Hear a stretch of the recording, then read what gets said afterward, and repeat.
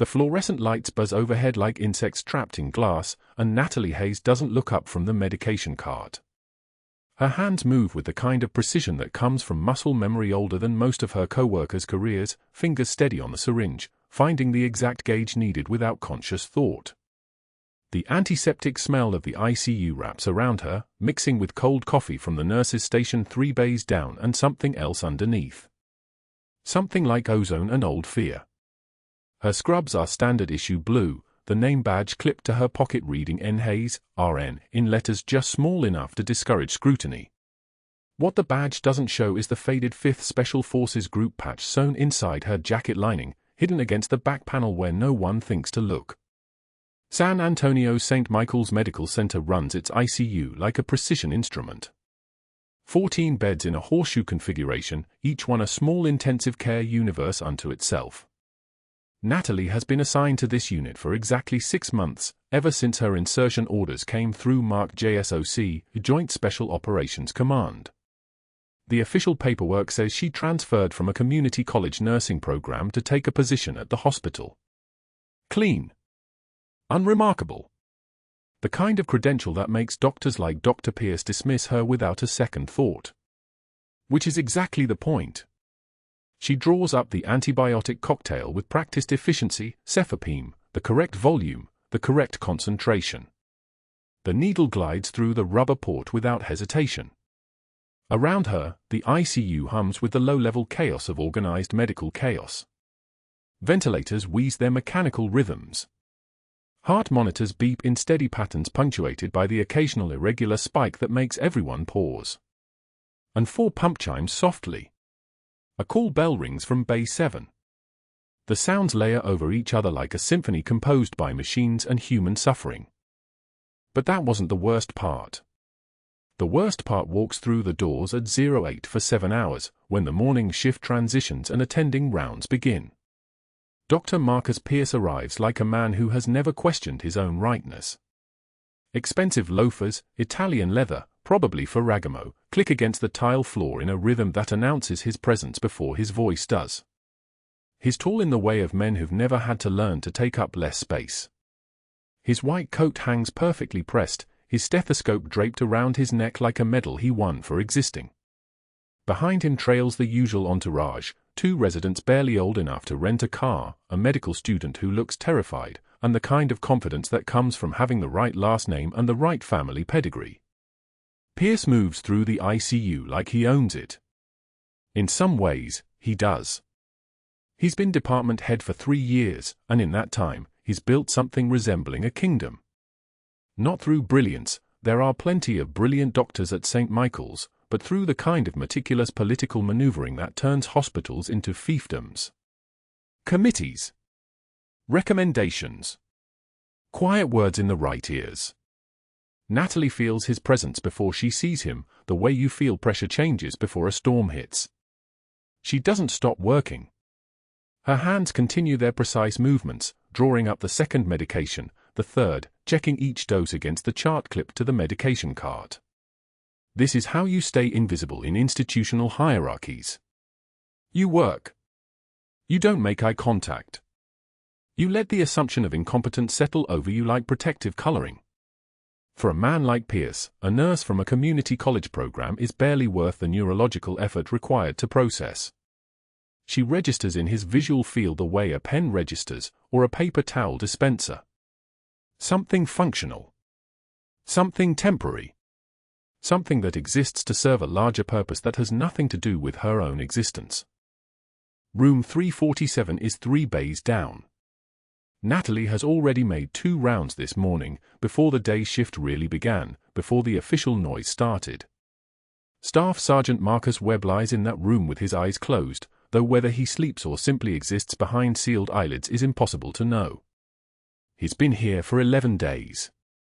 The intake notes are sparse, clinical, the kind of documentation that reduces a human being to a series of parameters. Admit diagnosis, combat-related blindness, bilateral, sustained from blast trauma 18 months prior. IED in the Jolan district of Fallujah. 5th Special Forces Group. Combat medic. The words on the screen stopped time for exactly one breath when Natalie first read them, her fingers freezing above the keyboard. The patch. The unit. The location. The exact role she held when the intelligence briefing arrived 6 months ago, when JSOC turned her entire life into something classified and told her the why without telling her the how. Monitor Webb's treatment. The order had been simple enough. Watch for anomalies. Document medical record access. Intelligence had flagged unusual activity in the hospital's patient database, someone accessing files they shouldn't, someone selling information to foreign brokers with connections to organizations that pay real money for the medical records of wounded American service members. Medications. Psychological profiles. Weaknesses. It's a market as old as war itself, and St. Michael's apparently had a leak. A significant one. 12 separate breach attempts in the past 8 months, each one caught and logged and filed away in reports that probably nobody important had read. Natalie's fingers brush the inside of her jacket as she passes room 347, just for a moment, just enough to confirm the patch is still there. Faded now, the colors worn soft by time and washing. The Special Forces insignia catches slightly against the fabric, a tiny point of contact with who she actually was. Captain Natalie Hayes. 12 years on active duty. 3 tours in Middle Eastern theaters of operation. 2 Purple Hearts.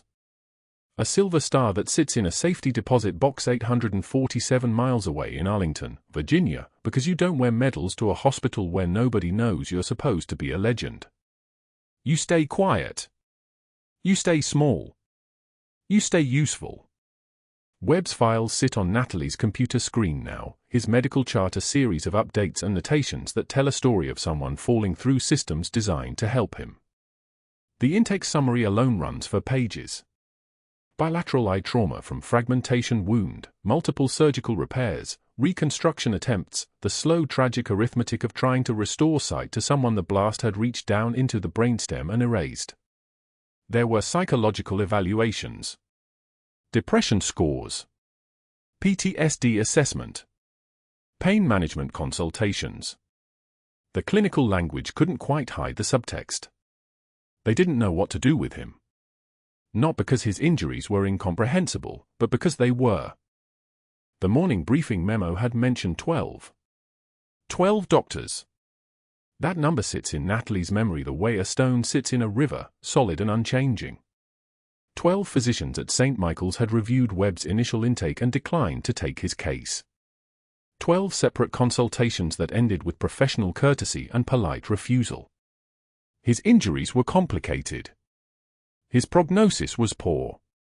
The psychological overlay of combat trauma combined with sensory deprivation created a constellation of problems that, frankly, were outside their specialty. The memo was dated, signed by the case coordinator. It was the kind of document that typically ended up filed away, a paper trail of institutional failure that nobody wanted to acknowledge. But Natalie's briefing orders had been specific. Watch everything. Document everyone. Someone in this hospital was interested in Webb for reasons beyond his medical care, and JSOC wanted to know why. Dr. Pierce arrives at room 347 at precisely 0903 hours, moving with the efficiency of a man who has memorized his rounds. The residents trail behind him like ducklings, notebooks open, pens poised to capture wisdom they are not quite equipped to recognize.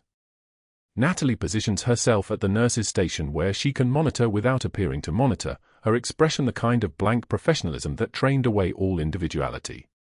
She watches Pierce scan Webb's chart, watches his face arrange itself into an expression of mild concern that probably fools most people. It doesn't fool her. She can read the micro-expressions the way other people read words.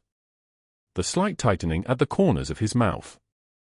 The way his eyes move without actually focusing. The calculation.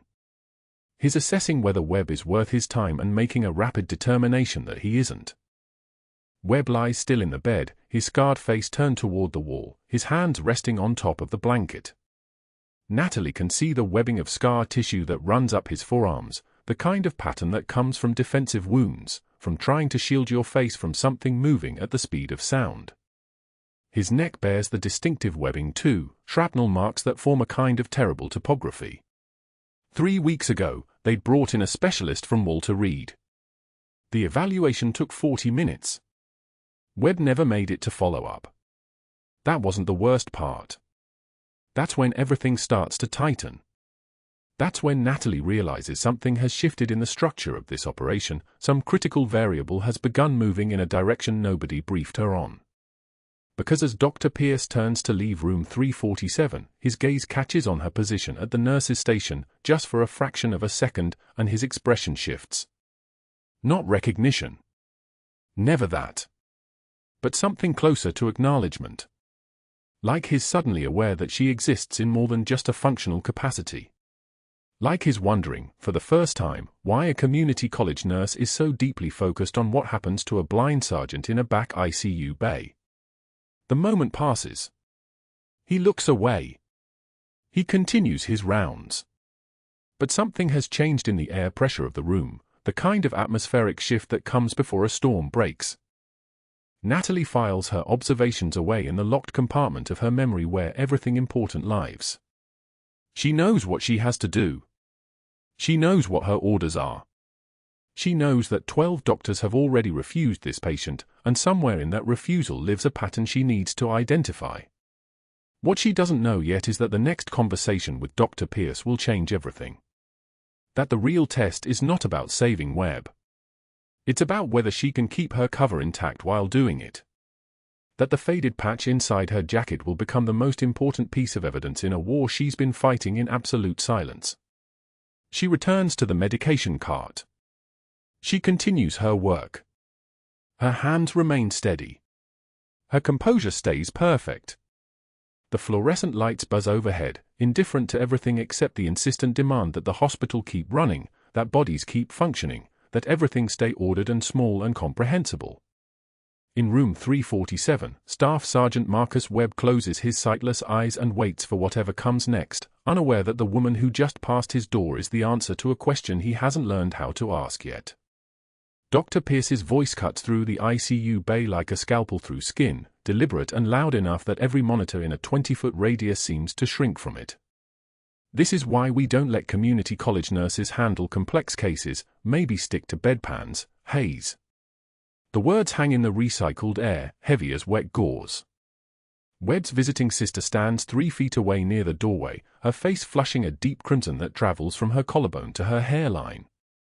The embarrassment isn't hers to carry, but she carries it anyway, the way people do when they witness someone else's humiliation and can't quite figure out which direction to look.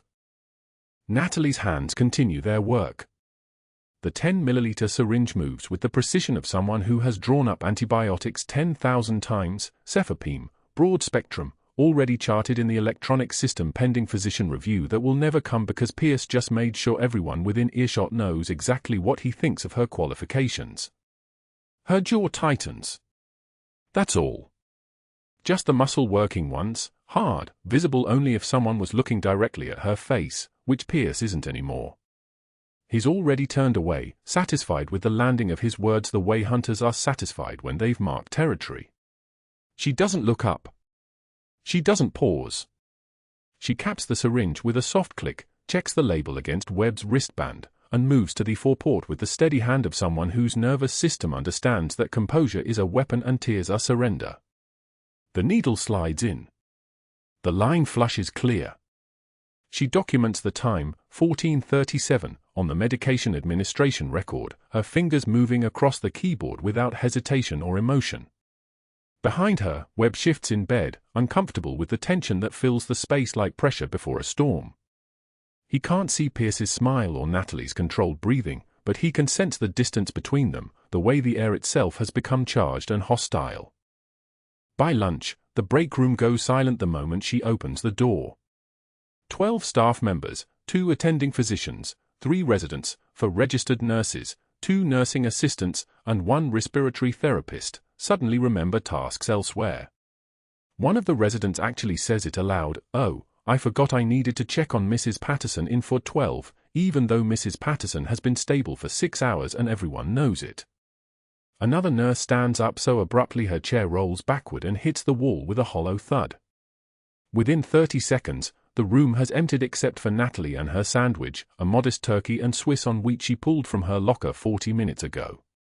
The fluorescent lights buzz overhead, indifferent to her isolation.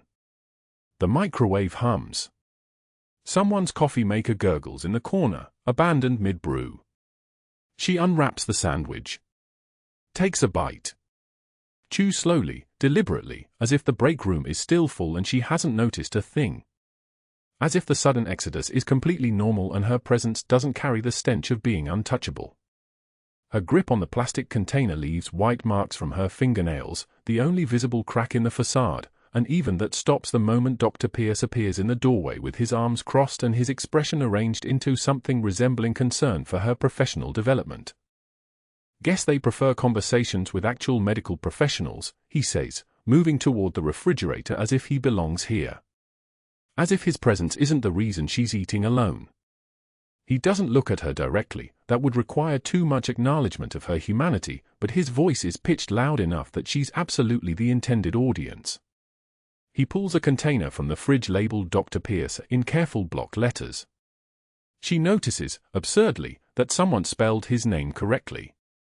She notices his hands are surgeon's hands, manicured and unmarked by real crisis work. She notices he's wearing a watch that costs more than her monthly rent, a Rolex with a face the color of blood. She notices all of this while taking another bite of her sandwich, her face a mask carved from stone. The sandwich tastes like nothing. By evening shift change, a formal write-up hangs on the unit board under her employee ID number. Not her name, that would be too personal, just the digits that reduce her to a data point in the hospital's personnel management system. The violation is cited as failure to follow chain of command, the third such citation this month. The first was from 3 weeks ago when she questioned Pierce's decision to order an unnecessary cardiac panel for a patient whose EKG showed no abnormality.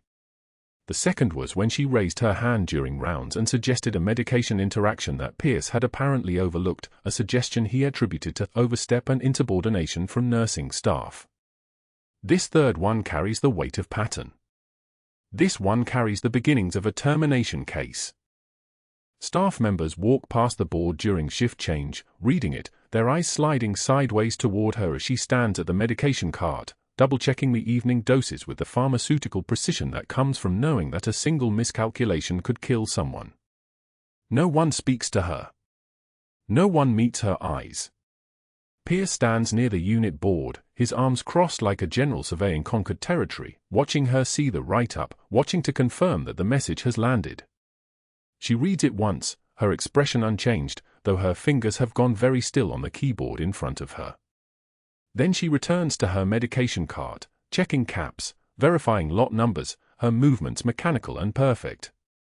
That night, alone in the parking garage of St. Michael's Hospital, the concrete walls rising around her like the inside of a tomb, she finally allows her head to drop against the steering wheel of her Subaru.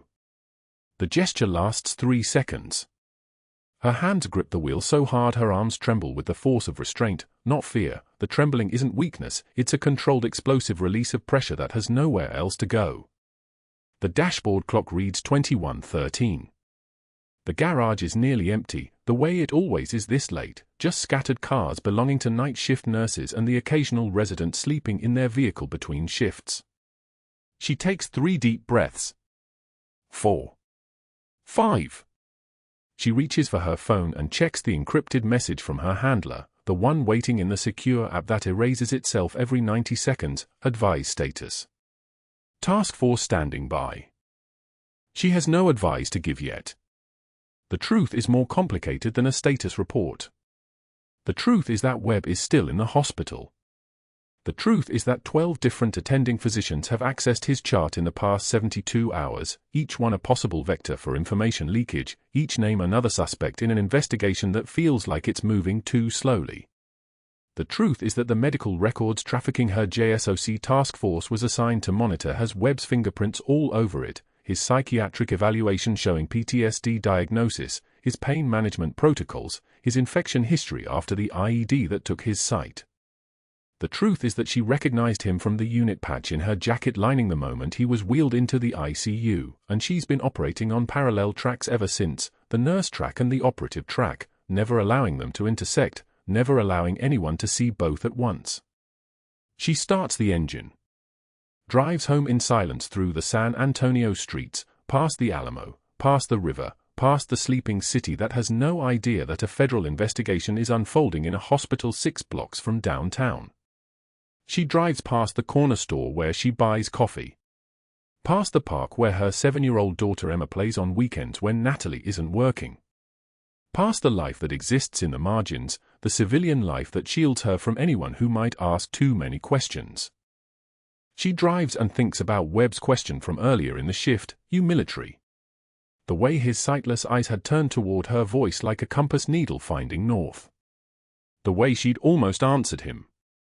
The way she's been trained for 23 years to compartmentalize, to separate mission from feeling, to prioritize the objective above everything else including her own survival. And the way none of that training feels sufficient anymore because Webb isn't just another objective and Pierce isn't just another obstacle and the rulebook that governs special operations doesn't appear to have a chapter for what happens when you recognize someone from a war you're supposed to have forgotten. The records room at St. Michael's is empty at 22:15 on a Thursday night, which is precisely why Natalie waits until her shift ends, changes into street clothes in the employee locker room, and slips back inside with her badge, still active, still trusted, still giving her access to the places where secrets are stored in filing cabinets and electronic databases. The records clerk went home at 6. The day shift supervisor signed off at 5. She has maybe 20 minutes before the security guard makes his rounds past this section of the 3rd floor. Webb's chart is where it should be, his name cross-referenced with his patient ID number, 347. She photographs his chart access log with her personal phone, the encrypted one with the compartmentalized apps that would mean nothing to anyone who found it except someone looking for exactly this. The dates line up. The times line up. The pattern is unmistakable. Dr. Pierce has accessed Webb's file 6 times in the past 72 hours, always after 10 p.m., always outside normal clinical rounds. A cardiologist reviewing the orthopedic and neurological records of a blind combat medic whose heart function is normal and whose cardiac history is unremarkable. The photographs upload to her handler in 30 seconds, encrypted, untraceable. She deletes them from her phone. She returns the chart to its place in the filing cabinet. She leaves no trace of her presence except the electromagnetic signature of her badge swipe, which will read as routine hospital staff access to anyone who bothers to check the logs, and no one at St. Michael's bothers to check the logs because this hospital trusts its employees the way all hospitals trust their employees until the moment they learn that trust is a luxury medicine can't afford. The records room smelled like bleach and aging paper, that particular institutional tang that clung to everything at St. Michael's. Natalie pulled Webb's file from the secure cabinet during her 30-minute lunch break, the one she never took, the one nobody noticed her using now that she'd become invisible in the break room. Her fingers moved with practiced efficiency, cross-referencing the chart against the JSOC intelligence briefing she'd memorized 6 months ago during her insertion at the hospital. The briefing had been precise: Staff Sergeant Marcus Webb, Combat Medic, 5th Special Forces Group, Baghdad 2009 through 2011. His medical records were flagged assets. High-value intelligence on unit movements, casualties, classified operations. Someone at St. Michael's was selling them. She traced the access logs with her eyes, a skill that had become second nature in her 18 years, 12 of them classified. The pattern was unmistakable now. Dr. Pierce accessed Webb's file at 2:53 a.m. on Tuesday. Again at 4:15 a.m. on Friday. Once more at 1:33 a.m. the following Monday. The times were surgical in their precision after the day shift dissolved, before the night shift crew arrived for their rounds. Those weren't clinical accesses. Those were quiet accesses.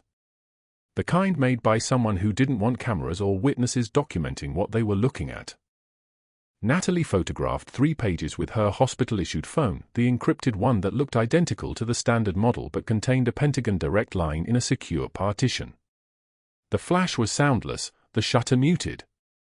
30 seconds. She'd been trained to do this in half that time, but St. Michael's was a civilian hospital and she moved like a nurse now, not a soldier. Slower. Quieter. The kind of invisible that came from never drawing attention. She was returning the file when footsteps approached the records room. Her breathing didn't change. Her hands didn't shake. She closed the cabinet with a soft click and was reviewing a different patient's lab results when the door opened. It wasn't security. It was Dr. Pierce, his face the color of old tile, his eyes moving from the file cabinet to her face and back again. Hayes. His voice carried the particular venom reserved for people he'd decided were permanent inferiors. Something you need from patient records. Routine chart review, doctor. 5 words. Respectful. Deferential. The mask was perfect because it had been tested by 12 staff members who'd seen her accept humiliation without flinching. Gathering vitals for my shift summary. He watched her for 3 seconds, an eternity in hospital time, then nodded. Don't stay in here long. These files aren't for nursing staff to handle without supervision. He left, but the message was clear. He was watching the cabinet. He knew something had shifted. By 1400 hours that afternoon, Pierce moved. Natalie discovered the transfer order in Webb's chart when she began her vitals check, a clinical reassignment that would move him to the 3rd floor orthopedic unit, away from her ICU section, where he'd be surrounded by residents and rotating physicians instead of a single consistent caregiver who knew his case history. The order was dated effective immediately. She had approximately 1 hour before transport arrived. Worse than the transfer was what accompanied it. Restricted visitor access, approved visitors only, to be screened by floor staff. Sedation protocols ordered at Pierce's discretion, which meant Webb would spend significant portions of his recovery in pharmaceutical suspension, unable to consent to procedures, unable to answer questions about his care, unable to be interviewed by the 12 physicians who'd cycled through his room in the past 72 hours. The 12 was the detail that made her chest tighten. 12 doctors. Each one asking identical questions about his unit assignments, his deployment timeline, the nature of his injury, whether he'd received medical care in theater versus stateside. Building a psychological profile. Establishing baseline knowledge. Establishing marketable information. She moved through her assigned tasks with mechanical precision, blood pressure check, for assessment, medication administration, all while her training calculated angles and timelines and worst-case scenarios. Webb's fingers found her wrist as she was checking his line. His sightless eyes pointed toward her voice, that precision of the blind that was both gift and curse. 12 doctors yesterday, he said quietly. His voice carried the gravel of someone who'd learned to speak softly in dark places. All asking the same questions about my unit, my deployments, my injury. None of them examined me. None of them ordered treatment. He paused. His grip tightened infinitesimally. Captain, what's going on? The rank hung in the air between them like a live round. He'd never called her that before. Nobody at St. Michael's knew she held that rank. Nobody except the people who'd inserted her, the handlers who'd extracted her intelligence, and Staff Sergeant Marcus Webb, who'd served under her command in a unit that officially never existed. She didn't answer. She couldn't. The mask couldn't fracture here, not with Pierce's eyes potentially watching from some corridor monitor. But her hand squeezed his wrist once, the old signal, the one they'd used in Baghdad when words would draw fire. Stand ready. By 1600 hours, she was alone in the medication supply closet when her phone buzzed with the encrypted sound, 2 short bursts that mimicked a standard notification to anyone within earshot. She pulled the device from her scrub pocket and activated the secure partition.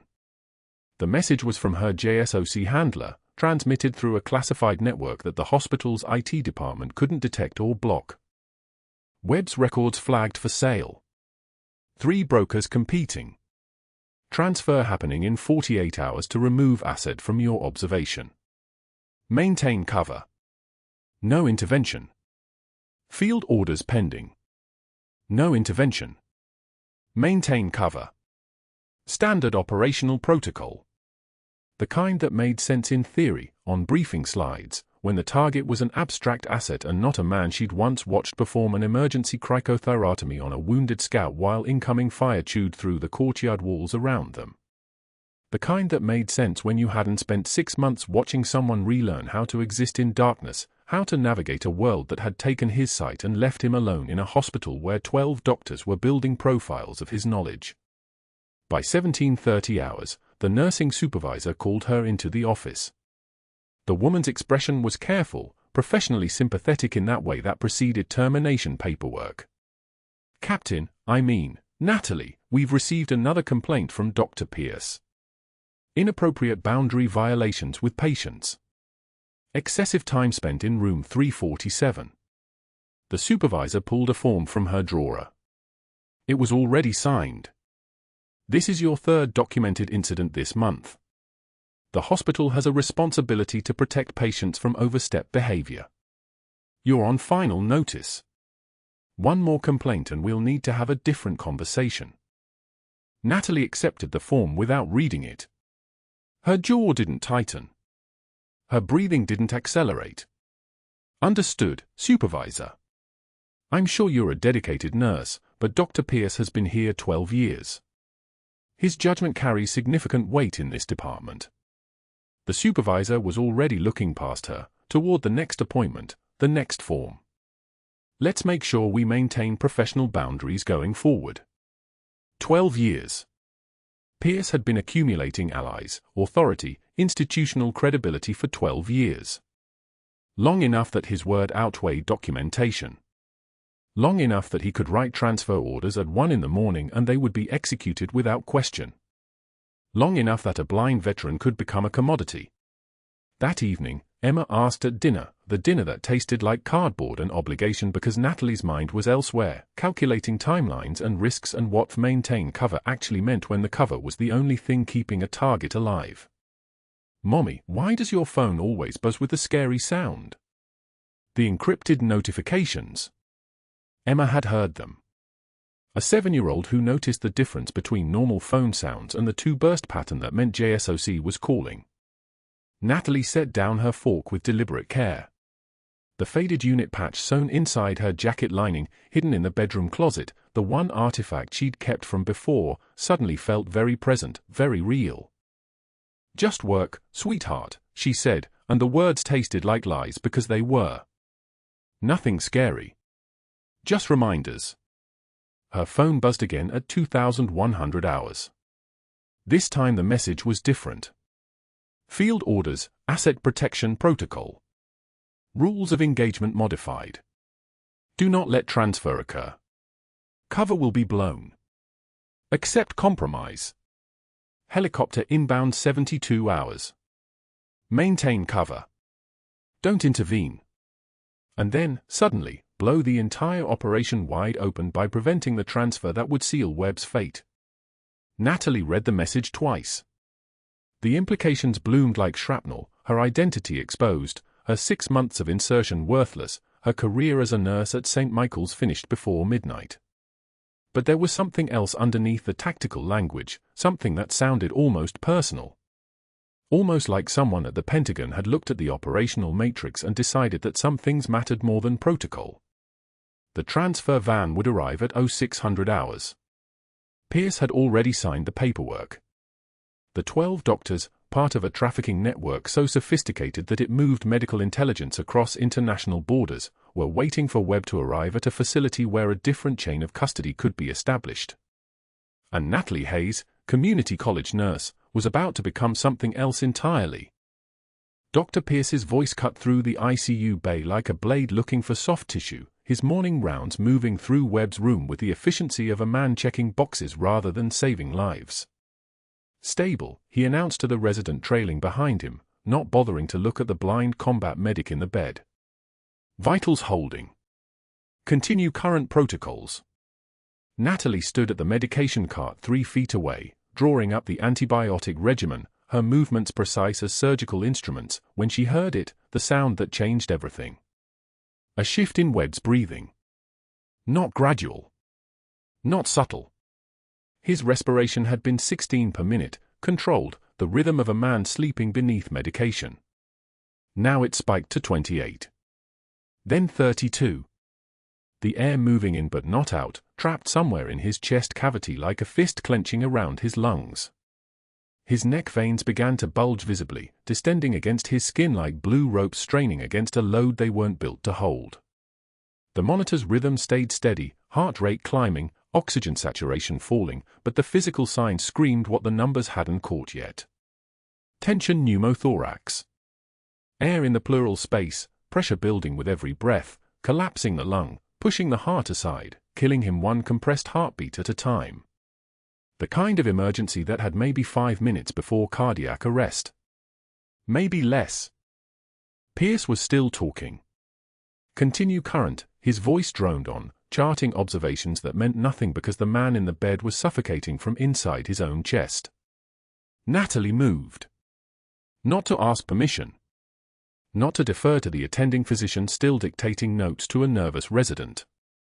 She moved the way soldiers move when the gunfire starts, the way she'd moved in Baghdad when the medic next to her took shrapnel and there was no time for chain of command. Her hands found the 14-gauge needle. The alcohol swab.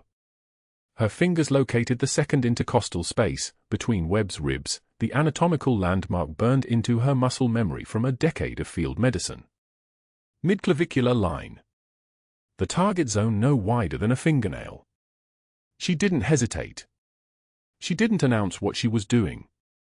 She moved with the terrifying fluid precision of someone who had done this before on a concrete floor in a city that smelled like diesel and death. The needle went in. "What the hell are you?" Pierce's voice erupted, purple with rage, his words colliding with the sound that followed. The hiss. That singular pneumatic release as pressurized air escaped from Webb's chest cavity. The sound of a man's lung re-expanding. The sound of death being interrupted mid-sentence. Webb gasped, a desperate, guttural sound that filled his lungs like a first breath. Like air becoming real again. His oxygen saturation climbed on the monitor. 68, 74, 82, his heart rate dropped from the 140s back into a range that wouldn't trigger a code.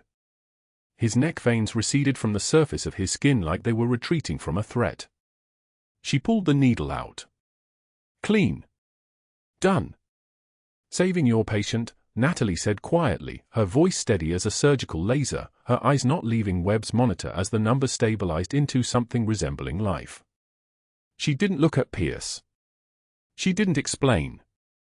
She didn't justify. She simply returned to the medication cart and finished drawing up the antibiotic like the crisis hadn't just happened and the attending physician hadn't just been proven irrelevant. But Pierce had seen something worse than his patient almost dying. He'd seen his authority questioned by someone he'd spent 6 months convincing the hospital was beneath competence. He'd seen his protocol overridden. He'd seen a community college nurse, a woman he'd publicly humiliated in front of a family member and a blind veteran and every staff member who'd learned to distance themselves from her, make a decision that saved a life. That could not stand. Within the hour, Pierce had locked himself in the hospital's administrative offices with a laptop and a vengeance. The 20-page incident report grew like a malignancy, single-spaced and meticulous. Bylaw 7.3, Unauthorized invasive procedures by non-physician personnel. Bylaw 12.6, Scope of practice violations and gross insubordination. Bylaw 15.9, Failure to follow the established medical chain of command. Each regulation cited with bureaucratic precision, each violation cross-referenced to specific policy sections, each notation building toward a single inevitable conclusion, termination for cause. He personally carried the report to the hospital administrator's office at 11:02 a.m. Natalie's supervisor called her into her office at 2:15 p.m. The nursing director couldn't meet her eyes, and that was when Natalie knew it was finished. "I'm sorry, Natalie. My hands are tied. The board's decision is final. You saved his life, but this violation is institutional. I can't fight it." The words came out like apologies whispered to a corpse. Nothing would change them. Security appeared at shift change, 2 guards in uniforms that carried the weight of institutional authority. They walked her to her locker in the break room while staff members watched from doorways, their faces carefully blank. Her badge was deactivated before she could use it.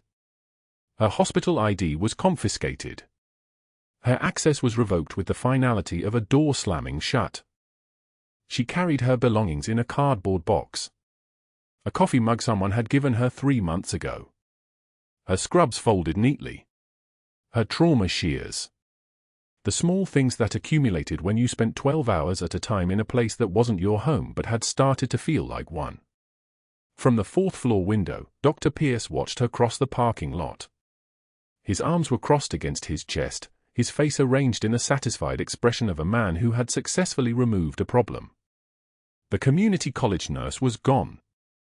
The challenge to his authority had been eliminated. Order had been restored. He stood there for 7 full minutes, watching to make sure she didn't turn around, didn't come back, didn't somehow resurrect herself from the institutional death he'd arranged. That evening, Natalie sat at her kitchen table still wearing her scrubs.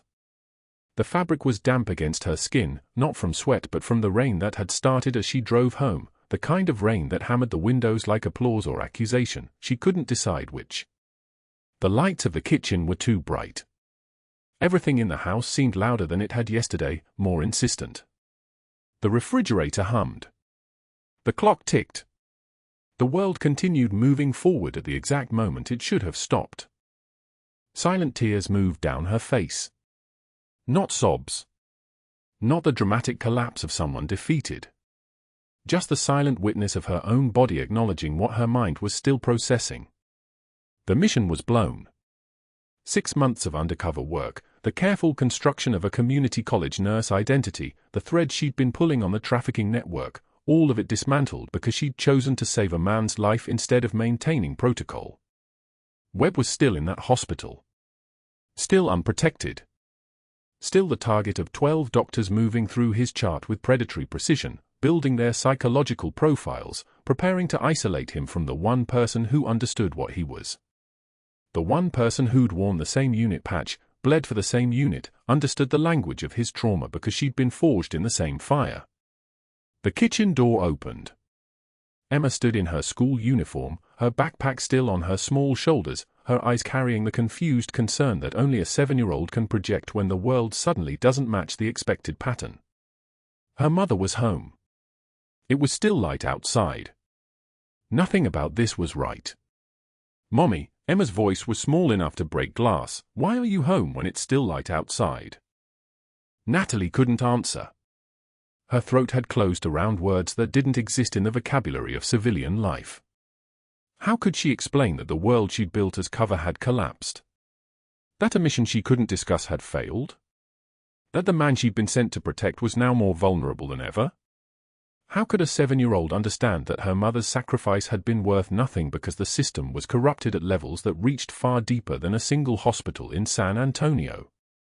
She reached out and pulled Emma close, burying her face in her daughter's hair, breathing in the smell of school and childhood and everything that existed outside the ICU bays and the trafficking networks and the carefully constructed lies. Emma wrapped her small arms around Natalie's neck, not understanding but accepting, the way children do when adults are broken. The rain continued against the windows. The refrigerator continued its electrical hum. And somewhere in St. Michael's Hospital, a blind combat medic named Marcus Webb was vulnerable in ways Natalie could no longer protect him from. But that wasn't the worst part. The worst part was that the Pentagon hadn't gone silent.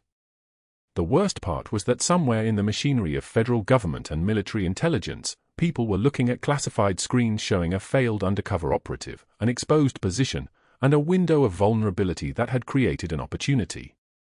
Because JSOC didn't abandon people in the field. And Natalie Hayes, despite being fired and broken and sitting in her kitchen unable to explain to her daughter why the world had stopped making sense, was still in the field. She was just no longer bound by the rules. 3 days later, the hospital's routine background refresh pinged like a silent alarm. The kind of notification most people never noticed, automated credential verification, standard quarterly cycle. But Natalie's credentials weren't standard. They were classified. The moment her DOD security clearance appeared in the hospital system's verification loop, it triggered something much larger. An automatic notification. A cascade. Within 4 hours, 2 Pentagon liaisons walked into St. Michael's administrator's office without announcing themselves first. They didn't need to. They move the way people move when their authority needs no introduction, shoulders back, eyes level, the kind of calm that comes from having already survived worse than any hospital protocol could offer. By evening, the administrator had called an emergency staff meeting. Nobody knew why.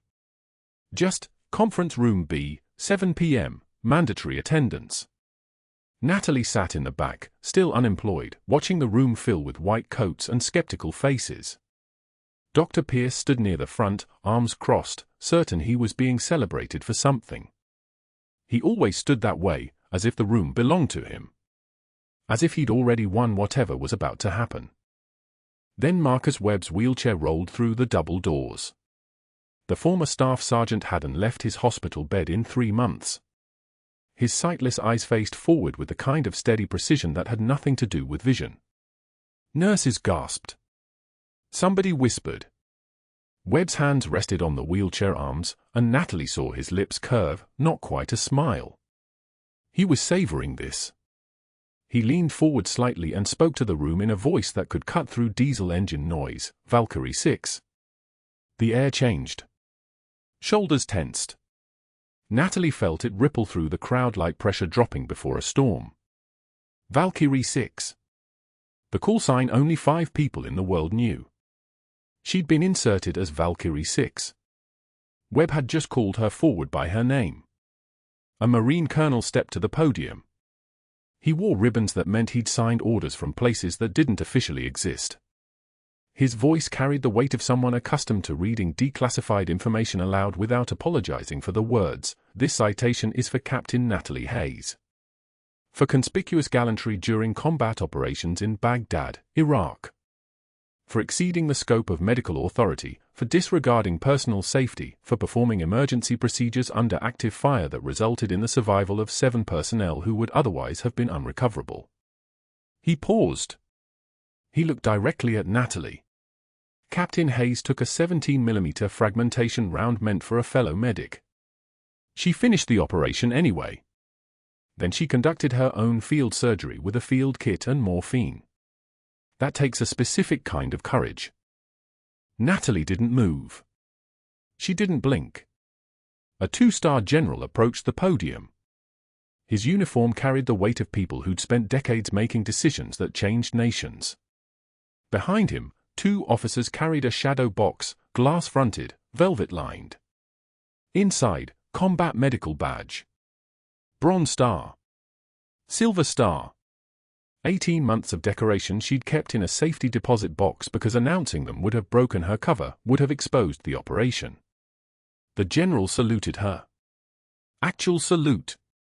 Fist to chest, held, the kind of gesture that meant everything. Dr. Pierce's face drained of color. All of it. Like someone had pulled a drain plug and watched his certainty leak across the tile floor. His hands trembled at his sides. He opened his mouth. Closed it. Opened it again. This is a security breach. Proper channels, his voice climbed in pitch. Hospital bylaws regarding. One of the Pentagon liaisons turned to face him directly. Her smile was the smile of someone about to destroy a career with nothing but paperwork and facts. Dr. Pierce, you should know the Justice Department has been monitoring your offshore accounts for 11 months. 23 transfers to the Cayman Islands totaling $640,000. The accounts correlate with 12 physician visits to a specific ICU patient whose medical records were accessed by unauthorized personnel. She paused. Let that land. We recovered the breach documentation. We know where the data went. We have the buyers' names. You're welcome to keep talking about hospital bylaws. We're only interested in whether you knew what your colleagues were selling. Pierce's voice died completely. The room went so quiet you could hear the fluorescent lights hum, that electric buzzing underneath everything, the sound of institutions holding their breath. By the next morning, the video had already gone viral. A former resident who'd witnessed Pierce's bedpan comment in the ICU had posted the clip to MedTwitter. 30 seconds of audio. Pierce's voice, Clear and cutting, this is why we don't let community college nurses handle complex cases, maybe stick to bedpans, Hayes. A caption, this is what physician superiority looks like. This is what kills good nurses. 27,000 shares in 12 hours. Reddit. Twitter. TikTok. Comments flooded in from nurses nationwide. Stories. Testimony. Proof that Pierce was a pattern, not an anomaly. 12 years of humiliation tactics. 12 years of strategic isolation. 12 physicians in his network, all operating the same way, all protected by hospital bureaucracy until the federal investigation had started pulling threads. The video reached Dr. Raymond Voss on a Tuesday afternoon. Voss was 73 years old, Pierce's medical school mentor, the man who'd written Pierce's residency recommendation and championed his career for 15 years. Voss had shaped the trajectory of someone he believed was gifted. Someone he was wrong about. Voss released a public statement, I can no longer in good conscience endorse Dr. Pierce's professional character. Upon reviewing evidence submitted by federal investigators, I am formally requesting a Texas Medical Board ethics review and withdrawing my personal and professional mentorship. I failed to recognize a pattern of behavior that violated the basic principles of our profession, respect for colleagues, commitment to patient safety, and humility. I take responsibility for not seeing what was evident to those who work beside him every day. The statement was forwarded to every hospital where Pierce maintained privileges. By afternoon, St. Michael's suspended him pending investigation. By evening, his malpractice insurance carrier terminated his coverage. By morning, his wife's social media disappeared entirely. And Pierce sat in his empty office, boxes half-packed, career dismantling itself in real time, scrolling through comments on a phone that had become an instrument of his own erasure. Don't be a Pierce had become a cautionary tale in nursing forums. His name had become shorthand for what happens when power meets accountability. His hand shook. For the first time, he had no regulation to hide behind, no bureaucratic weapon to deploy. He was powerless. And everyone was watching.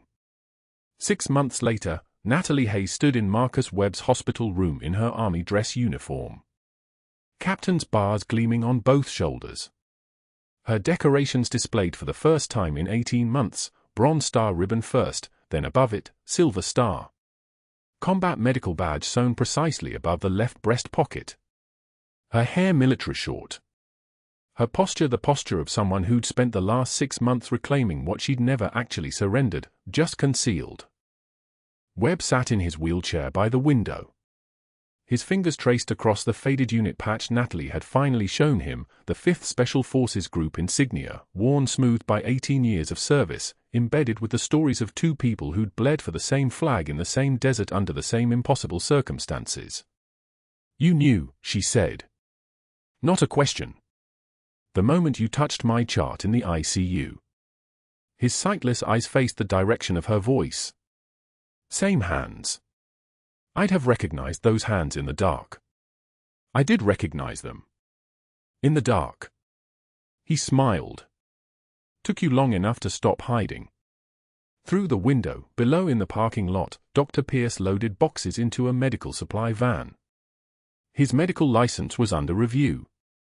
His career had been reduced to equipment deliveries for a salary that meant he'd be paying for the mistakes for decades. The federal investigation had exposed the entire network, 12 physicians, 7 prosecutions pending, 43 wounded veterans' records recovered before sale.